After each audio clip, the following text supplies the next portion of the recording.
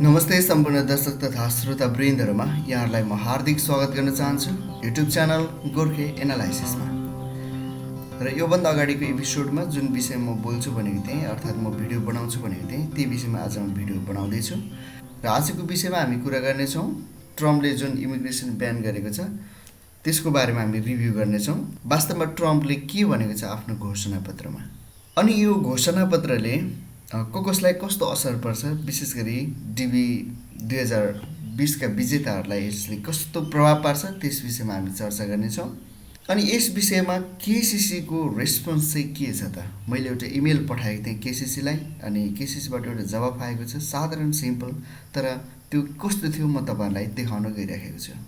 र अरू अझ धेरै जानकारीहरू पनि यस भिडियोमा आज तपाईँले पाउनुहुनेछ। हुन्छ, हामी सुरुमा ट्रम्पको जुन proclamation suspending entry of aliens to US till end of December 2020 जुन घोषणापत्र छ यसमा चाहिँ वास्तवमा ट्रम्पले के भनेका छन्, यसमा कस्तो कस्तो कुराहरू उल्लेख गरिएको छ, हामी संक्षेपमा सर एकचोटि हामी हेर्नेछौँ। र यो स्टेटमेन्ट चाहिँ मैले यहाँ वर्ड फाइलमा ल्याएको छु, किनभने यहाँ चाहिँ हाइलाइट गर्न अनि अलिकति हेर्न सजिलो हुने भएकोले म यहाँ लिएर आएको छु। अनि यो चाहिँ जुन 22मा घोषणा भएको हो, जुन 23सम्म चाहिँ योभन्दा अगाडिको घोषणापत्र जुन थियो इमिग्रेसन ब्यानको त्यसले काम गरिराखेको थियो। अनि त्यो सकिनुभन्दा अगाडि नै यो ट्रम्पले चाहिँ जुन यो घोषणा गरेको छ, अनि यसो कारणले थुप्रै डिबी होल्डरहरूलाई अर्थात् अमेरिका जाने जुन भिजा कुरेर बसिराखेको मान्छेहरूलाई चाहिँ एउटा तनावको विषय बनेको थियो र अहिले पनि छ। र आउनुहोस् यसको बारेमा हामी यहाँ सर एकचोटि हामी हेर्नेछौँ। घोषणापत्रमा वास्तवमा के कुरा उल्लेख गरिएको छ, मुख्य कुराहरू भन्दाखेरि यो कोभिड-19 को कारणले अमेरिकी मानिसहरूको जीविकोपार्जनमा धेरै समस्या आएको छ भनेर भन्छ। अमेरिकाले चाहिँ एकदमै ठुलो रूपमा आर्थिक घाटाहरू बिहोर्नु परिराखेको छ, त्यो सबै कोभिड-19 को कारणले हो। अनि अमेरिकाको अर्थतन्त्र अहिले एकदमै डामाडोल भएको छ कोभिड-19 को कारणले। मेन कुरा चाहिँ त्यसलाई नै फोकस गरिएको छ। अनि अर्को कुरा भनेको छ American workers compete against foreign nationals for jobs in every sector of our economy including against millions of aliens who enter the United States to perform temporary work. अर्को कुरा के भनेको छ भने टेम्पोररी रूपमा काम गर्नलाई अमेरिकामा जो मान्छेहरू जान्छन्, किनभने त्यहाँ धेरै कम्पनीहरू छ अनि धेरै मान्छेहरू बाहिर देशबाट त्यहाँ काम गर्न जान्छन्, अनि अमेरिकाका मान्छेहरूले चाहिँ तिनीहरूसँग भिड्नु परिराखेको छ। आफ्नै देशमा बाहिरबाट आएका मान्छेहरूसँग भिड्नु पर्दाखेरि त्यो कुराले त्यहाँ अमेरिकीवासीलाई फाइदा भइरहेको छैन, किनभने अमेरिकी मान्छेहरूले पाउनुपर्ने जागिर अरूले पाइरहेका छन्। र ट्रम्पको चिन्ताको विषय त्यही नै हो। र यहाँ भन्छन् कि April of 2020 more than 17 million United States jobs were lost in industries in which employers are seeking to fill worker positions tied to H-2B non-immigrant visas। यो H-2B non-immigrant भिजाको जुन पोलिसी अर्थात् यसको अन्तर्गतमा रहेर जुन मान्छेहरू काम गर्न जान्छन् त्यसको कारणले पनि, अर्थात् यो कोभिड-19 को कारणले नै भनौँ होइन, 17 मिलियन को सङ्ख्यामा चाहिँ अमेरिकामा जागिरहरू ध्वस्त भएको छ। भनेपछि त बडो चिन्ताको विषय हो अमेरिकाको लागि।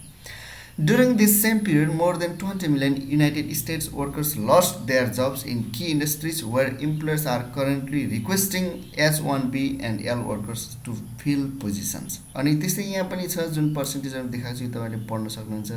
र भिजाको टाइपहरू चाहिँ त्यो काम गर्न जाने जुन वर्किङ भिजा भनौँ होइन, त्यो चाहिँ H-1B, H-2B, JNL non immigrant visa, त्यो टाइपहरू हुँदो रहेछ। जस्तो हाम्रो डिबी अर्थात् डाइभर्सिटी भिजा भने जस्तै त्यो काम गर्न जानेहरूको विभिन्न टाइपहरू छ।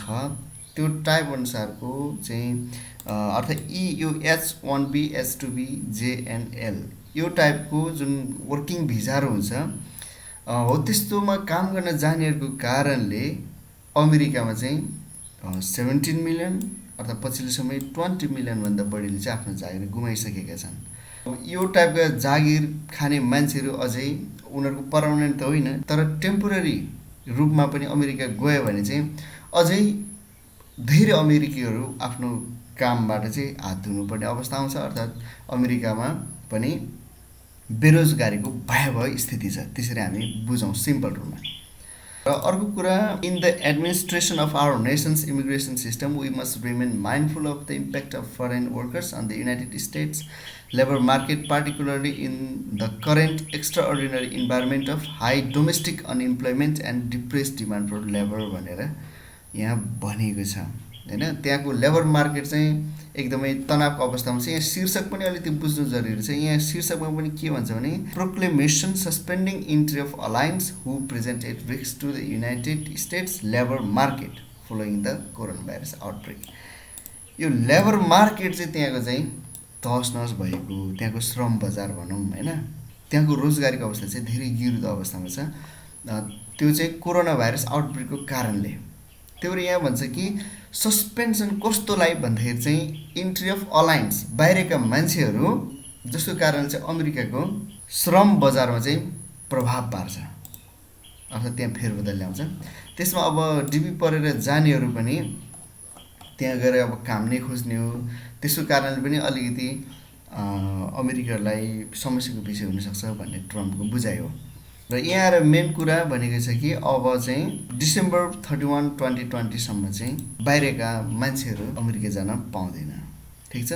In light of the above I have determined that the entry through December 31, 2020 of certain aliens as immigrants and non immigrants would be detrimental to the interest of the United States भनेको छ। अब यो word त धेरै डेन्जरै प्रयोग गर्यो होइन। भन्नुको मतलब चाहिँ डिसेम्बर 31, 2020 सम्म चाहिँ बाहिरका मान्छेहरू, आप्रवासी, गैर आप्रवासी मान्छेहरू चाहिँ अमेरिका छिर्नु चाहिँ अमेरिकाको लागि चाहिँ हानिकारक छ भनेर चाहिँ यहाँ ट्रम्पले भनेको छ।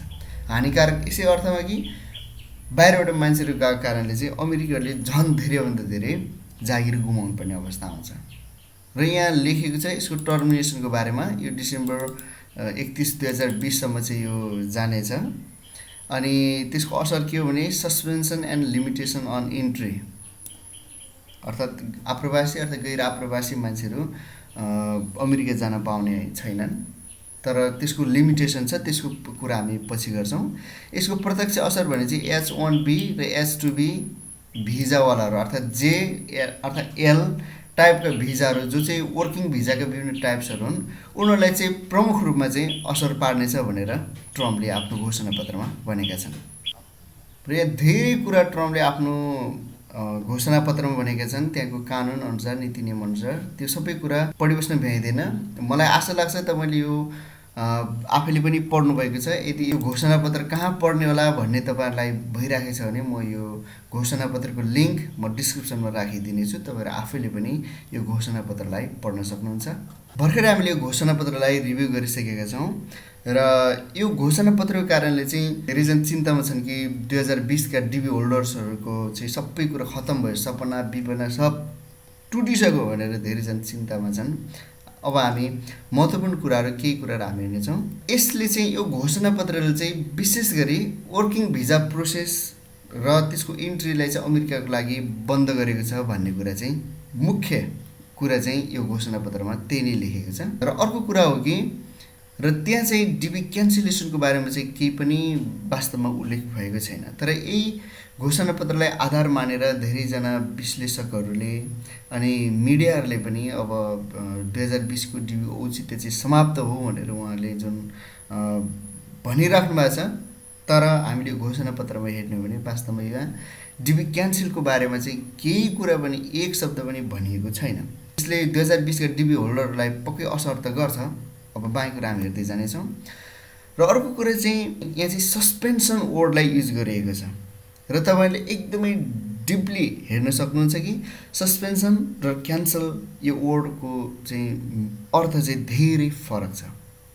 र सस्पेन्सनको अपोजिट वर्ड चाहिँ रिज्युम हो र सस्पेन्सन वर्डले चाहिँ रिज्युम कहिले होला भन्ने कुराको माग गरिरहन्छ मेरो एनालाइसिसमा चाहिँ। अर्थात् यो गोर्खे एनालाइसिसले चाहिँ त्यो खालको कुरा विश्वास गर्छ। क्यान्सल भन्यो भने सब खत्तमै हो। तर यहाँ अहिलेसम्मको जति पनि वर्डहरू युज भइरहेको छ यो भिजा सम्बन्धी, त्यसमा चाहिँ सस्पेन्सन भएको हो। सस्पेन्सनको मतलब चाहिँ यो हुन्छ कि त्यो चाहिँ अहिले रोकिएको मात्रै हो, क्यान्सल चाहिँ होइन। तर त्यो कुनै समयमा गएर त्यो रिज्युम हुनसक्छ। अनि ट्रम्पको यो प्रोक्लेमेसन स्टेटमेन्ट छ, त्यसमा पनि कुनै ठाउँमा वर्ड क्यान्सल युज भएको छैन। यो कुरा एकदम तपाईँले ख्याल गर्नुहोला।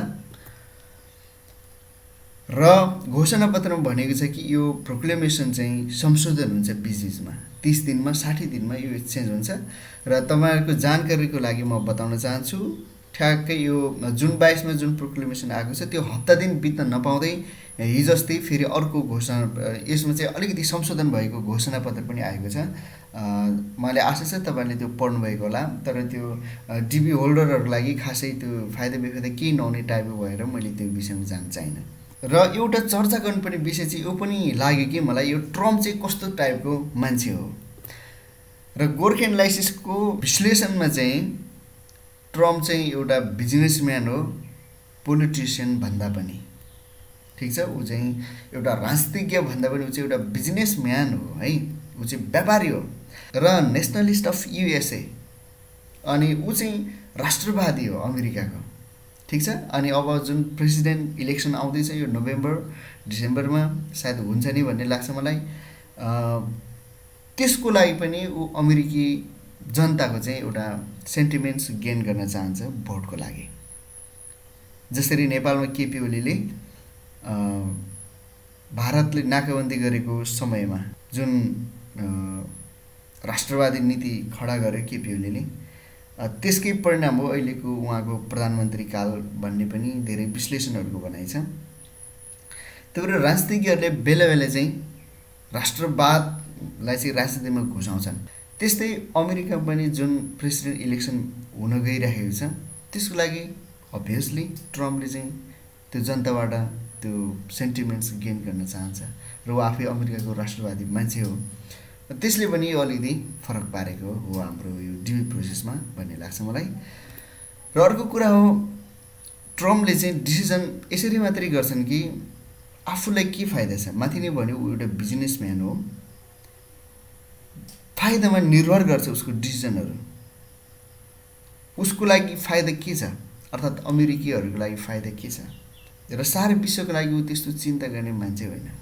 जसरी यस्तो महामारीको समयमा पनि डब्लुएचओलाई दिने जुन फन्डहरू रोक्यो, यस्तै यस्तै अरू अरू विभिन्न हरेक उसको चाहिँ हरकतहरू हेर्दाखेरि पनि हामी बुझ्न सक्छौँ ऊ चाहिँ फाइदा अनुसार चाहिँ उसले डिसिजन लिन्छ। जस्तो चाइना इन्डियाको जुन सीमा विवादको कुरामा पनि जुन अमेरिकाको भनाइहरू अर्थात् ट्रम्पको विचारहरू हेर्दाखेरि पनि बुझ्न सकिन्छ कि योभन्दा अगाडि जुन मोदीसँग भेट्नलाई इन्डिया भिजिटमा आयो ट्रम्प, त्यतिखेर उसको भाषणहरू हरेक कुराहरू हेर्दाखेरि चाहिँ यस्तो लाग्थ्यो कि अमेरिकाले भारतले यस्तो सपोर्ट गर्ने रहेछ। तर जब सीमा विवादमा आयो त्यतिखेर ट्रम्पको भनाइहरू हेर्ने हो भने उसले न चाइनाको पक्ष लिएको छ न त इन्डियाको मतलब बेस्ट फ्रेन्ड अर्थात् मोदीको चाहिँ ट्रु फ्रेन्ड हो भन्ने कुरा गर्थ्यो ट्रम्पले। तर खोइ त ट्रु फ्रेन्ड जस्तो त देखिएन, ऊ न्युट्रलमा आफ्नो अभिव्यक्तिहरू दिइराखेको छ। त्यस कारणले ट्रम्पको डिसिजन चाहिँ व्यक्तिगत फाइदा अर्थात् आफ्नो देशको फाइदा यस्तोमा चाहिँ डिपेन्ड गर्छ। त्यस्तो मान्छे हो ट्रम्प चाहिँ। र अहिले हामी अलिकति चर्चा गर्नेछौँ ट्रम्पको जुन प्रोक्लेमेसन अफ इमिग्रेसन ब्यान छ त्यसको पछाडिको कारणहरू। आफ्नो प्रोक्लेमेसनमा ट्रम्पले भनेका छन् कि सबभन्दा फर्स्ट रिजन भनेको चाहिँ यो SARS-CoV-2 कोरोना भाइरस अर्थात् कोभिड-19 जे भनौँ यो सबै एउटै हो। यसले जुन प्रभाव ल्याएको छ विश्वमा अर्थात् अमेरिकामा जुन सङ्क्रमणको दर छ, त्यहाँको जागिर गुमेको छ, अर्थतन्त्र धेरै तहस नहस छ, मेन कारण चाहिँ यो कोरोना भाइरस हो। र दोस्रो कुरा चाहिँ यो छ कि त्यो कोरोना भाइरसको कारणले अर्थतन्त्र अमेरिकामा एकदमै भयावह अवस्थामा छ। लाखौँ करोडौँ मान्छेहरूले आफ्नो जबबाट चाहिँ हात धुनु परेको छ। यो पनि हो इमिग्रेसन ब्यानको प्रमुख कारण। र तेस्रो चाहिँ पोलिटिकल फ्याक्टर्स अनि सिचुएसन अफ अपकमिङ प्रेसिडेन्ट्स इलेक्सन भनेर मैले भने। कोही पनि राजनीतिक माहौलको कारणले र आउँदो जुन प्रेसिडेन्ट चुनाव छ यसको लागि पनि ट्रम्प चाहिँ तयारीमा छन् त्यो जनताको सेन्टिमेन्ट्स जित्नको लागि। यो घोषणापत्रले कसलाई असर पार्छ त र 2020 का डिबी विजेताहरूलाई कस्तो असर पार्छ त्यसलाई हामी हेर्दैछौँ। यसले चाहिँ एलपिआर स्टेटस अर्थात् ग्रिन कार्ड होल्डर्सहरू जति छन् उहाँहरूलाई यो प्रोक्लेमेसनले असर गर्दैन। र अप्रिल 22 भन्दा अगाडि जसले डिबी मार्फत पनि भिजा पाइसक्नु भएको छ तर फ्लाइटहरू क्यान्सल भएर उहाँहरू जो अमेरिका उड्न पाउनु भएको छैन उहाँहरूको चाहिँ एक्सटेन्सन भइसक्यो, जुन एउटा फर्म भर्नलाई एम्बेसीबाट जारी भइसकेको थियो। सायद कतिजना डिबीबाटै भिजा पाइसकेकाहरू जो जान नपाएकाहरूले त्यो फर्म भरिसक्नुभयो होला भन्ने लाग्छ मलाई। उहाँहरूलाई पनि असर गर्दैन, जो चाहिँ अप्रिल 22 भन्दा अगाडि नै उहाँहरूको अन्तर्वार्ता भएर भिजा पाइसक्नु भएको छ। अलरेडी जो अमेरिका गएर त्यहाँ चाहिँ आफ्नो कहाँ बस्ने के गर्ने भनेर जुन सेटलमेन्टको एडजस्टमेन्ट गरिराख्नु भएको छ उहाँहरूलाई पनि यसले असर गर्दैन। तर कसलाई असर गर्छ भन्दाखेरि जो अन्तर्वार्ता कुरेर बसेका छन्, जो 2020 का डिबी होल्डरहरू जसको चाहिँ अन्तर्वार्ताको लागि मिति फाइनल चाहिँ भएको थियो तर हुन सकेन, र बाँकीहरू पनि जो लाइनमा छन् उहाँहरूलाई पक्कै पनि असर गर्नेछ। र हामीले भनिसक्यौँ कि डिबी 2020 का जो वेटिङमा छन् उहाँहरूलाई यसले असर गर्नेछ। र डिबी 2021 को लाई चाहिँ कस्तो असर गर्नेछ भन्दाखेरि उहाँहरूको प्रोसेस चाहिँ ढिलो हुनेछ। नत्र योभन्दा अगाडिको वर्षहरूमा अक्टोबरदेखि नै सुरु हुन्थ्यो भने अब चाहिँ डिसेम्बरसम्मै क्लोज छ भने जस्तो अब त जनवरीबाट मात्रै हुने भयो। नत्र योभन्दा अगाडिको वर्षहरूमा चाहिँ अक्टोबरदेखि नै भिजा बुलेटिन अपडेट सुरु हुन्थ्यो र मान्छेहरू नोभेम्बर डिसेम्बरदेखि त अमेरिका भटाभट उठ्न थालेको रेकर्डहरू थियो। तर यो साल चाहिँ त्यस्तो हुन पाउने छैन यो प्रोक्लेमेसनको कारणले। यो विषयमा केही तपाईँहरूको प्रश्न छ भने कमेन्टमा राख्नु होला। How does it affect to DV winners of 2020? यसमा चाहिँ मैले दुईवटा थ्योरी यहाँ प्रस्तुत गरेको छु, एउटा पेसिमिस्टिक थ्योरी, अर्को चाहिँ अप्टिमिस्टिक थ्योरी। यसलाई चाहिँ यो पार्टलाई एकदमै तपाईँले ध्यान दिनु होला। पेसिमिस्टिक थ्योरीमा एउटा कुरा चाहिँ के हो भने अर्थात् यो ट्रम्पको प्रोक्लेमेसनको कारणले सबै एम्बेसीको चाहिँ कन्सुलर अफिसहरू जसले चाहिँ भिजा इस्यु गर्छ अर्थात् अन्तर्वार्ता लिने काम गर्छ ती कन्सुलर अफिसहरू चाहिँ अहिले सबै बन्द छन्। ठिक छ। दोस्रो महत्त्वपूर्ण कुरा के छ भने डिबी होल्डर अर्थात् डिबी विनर 2020 का होल्डरहरू जो छन् उहाँहरूको भिजा इस्यु हुने लास्ट डेट भनेको चाहिँ सेप्टेम्बर 2020 को अन्तिम दिनसम्म हो। यो चाहिँ सबैको साझा बुझाइ हो र रुल्स त्यो हो। र एउटा कुरा यो पनि विश्वास गरिन्छ कि ट्रम्प चाहिँ आप्रवासी मान्छेहरूसँग चाहिँ त्यति खुसी छैनन्। यो मान्छे ऊ चाहिँ सधैँ उनीहरूको विरुद्धमा छ भन्ने एउटा पहिलादेखिकै एउटा विश्वास पनि छ। तर अप्टिमिस्टिक थ्योरीमा चाहिँ के छ भने यो जे पनि भइरहेको छ यो त हामी मान्छेले गरेको होइन नि, कोभिड-19 पेन्डेमिकको कारणले हो। त्यसकारणले अमेरिकाको प्रशासनले यो कुरालाई बुझेर ढिलो छिटो रिज्युम गर्छ होला भन्ने एउटा आशा है। र दोस्रो कुरा हो प्रोक्लेमेसन नोटमा क्यान्सलको कुरा कहीँ पनि छैन, त्यहाँ चाहिँ सस्पेन्सन गरिएको कुराहरू छ। सस्पेन्सनले चाहिँ रिज्युम हुनसक्छ, रिज्युम हुनेछ भन्ने त्यो एउटा होप चाहिँ बोकिरहन्छ सस्पेन्सन वर्ड आफैले। र अर्को महत्त्वपूर्ण कुरा के छ भने डिबी सबै क्यान्सल भयो भन्ने खालको अफिसियल नोट अर्थात् अफिसियल अपडेट चाहिँ कुनै एम्बेसीबाट अर्थात् केसिसीबाट चाहिँ यसको आएको छैन। ठिक छ। र अर्को महत्त्वपूर्ण कुरो यस विषयमा केसिसीले कस्तो रेस्पोन्स दिएको छ त। मैले एउटा मेल लेखेको थिएँ केसिसीलाई के साँच्चै डिबी क्यान्सल हुन्छ त पूर्ण रूपमा नै, केसिसीले के रेस्पोन्स दियो त्यसलाई पनि हेरेर हामी अलिकति आशावादी हुन सक्छौँ। त्यसो भए अहिले हामी हेर्नेछौँ how KCC responded about this proclamation concern अर्थात् डिबी 2020 को क्यान्सलको बारेमा केसिसीले के रिप्लाई दियो त त्यो कुरा म तपाईँलाई देखाउन गइराखेको छु। यो इमेल चाहिँ केसिसीबाट प्राप्त भएको हो। यो चाहिँ मैले एउटा इमेल लेख्ने बित्तिकै आएको यो अटोमेटिक रिप्लाई हो, यसको खासै अर्थ छैन, म यो कुरालाई स्किप गर्छु। र यो चाहिँ त्यही इमेल हो जुन चाहिँ मैले केसिसीलाई पठाएको थिएँ अनि केसिसीबाट रिप्लाई जुन रिप्लाई आएको छ म तपाईँलाई देखाउन चाहन्छु। र केसीसीलाई हामीले कुनै पनि ढिबी सम्बन्धी कुनै जिज्ञासा अर्थात् प्रश्नहरू भएमा चाहिँ इमेल लेख्ने तरिका अलिकति फरक छ, अर्थात् यसको बारेमा छुट्टै भिडियो पनि बनाउला। यदि तपाईँलाई जरुर लाग्छ भने कमेन्टमा व्यक्त गर्नुहोला। नत्र सिम्पल रूपमा अहिले बुझ्ने हो भने चाहिँ केसीसीलाई हामीले प्रश्न गर्दाखेरि चाहिँ अर्थात् हामीले केही क्वेसनहरू इमेल गर्दाखेरि चाहिँ के गर्नुपर्छ भने हाम्रो केस नम्बर राख्नुपर्छ, फर्स्ट नेम, लास्ट नेम अनि डेट अफ बर्थ राखेर चाहिँ आफ्नो कुरा चाहिँ राख्नुपर्ने हुन्छ। अनि त्यो इमेलमा मैले उहाँलाई बताएको थिएँ म नेपालबाट हो र 2020 को डिबी विजेता हो र मैले सबै प्रक्रियाहरू कम्प्लिट गरेको छु र मेरो इन्टरभ्यूको डेट चाहिँ यो मितिमा सेड्युल भएको थियो। तर कोरोना भाइरसको कारणले यसको यो जुन पेन्डेमिक छ यसको कारणले पोस्टपोन भयो।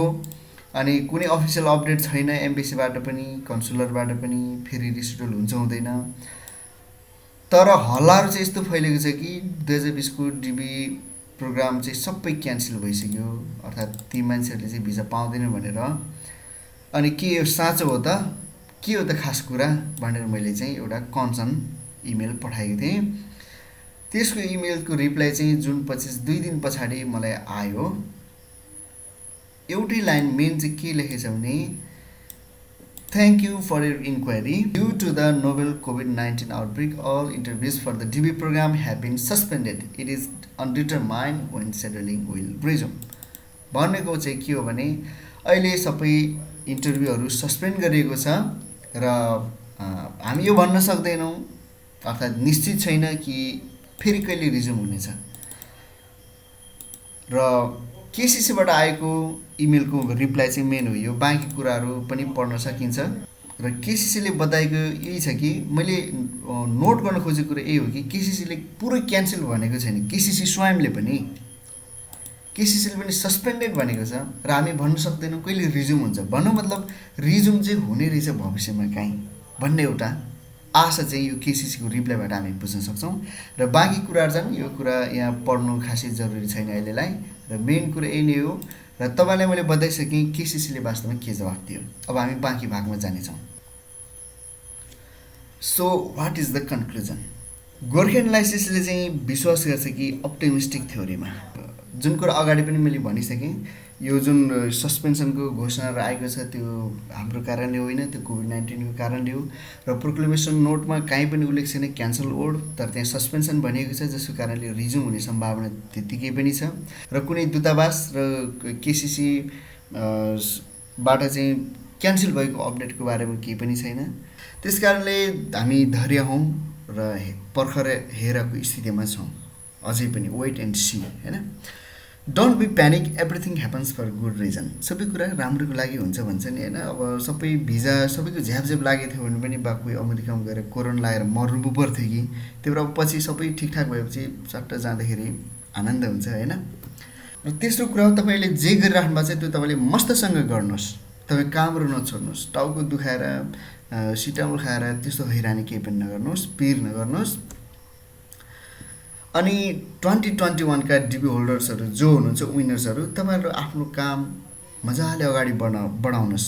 तपाईँहरूको केस नम्बर ठुलो छ या सानो छ हो, अभियसली अलिक ठुलो भयो भने केही शङ्का उपशङ्काका कुराहरू रहन्छन्, तर सानो केस नम्बर भएकाहरूको पनि धेरैजनाको भिजा रिजेक्ट हुन्छ। कतिजनाले प्रोपर्टी अगाडि प्रक्रिया नबढ्दाखेरि चाहिँ नै केस नम्बर ठुलो भए तापनि पछि भिजा पाउने सम्भावनाहरू उत्तिकै हुन्छ। त्यही भएर तपाईँ सबैले चाहिँ आफ्नो DS-260 फर्महरू सायद भर्दै हुनुहुन्छ, कतिले भरिसक्नु होला, भर्नुहोस्। अनि पछि केसीसीले फर्दर सबमिटिङ डकुमेन्टको बारेमा सोध्छ त्यो पनि गर्नुहोस्। सबै प्रक्रिया आरामले गर्नुहोस्, कुनै शङ्का उपशङ्का नगर्नुहोस्, किनभने अब भोलिको दिनमा के हुन्छ कसो हुन्छ त्यो कसैलाई थाहा हुँदैन।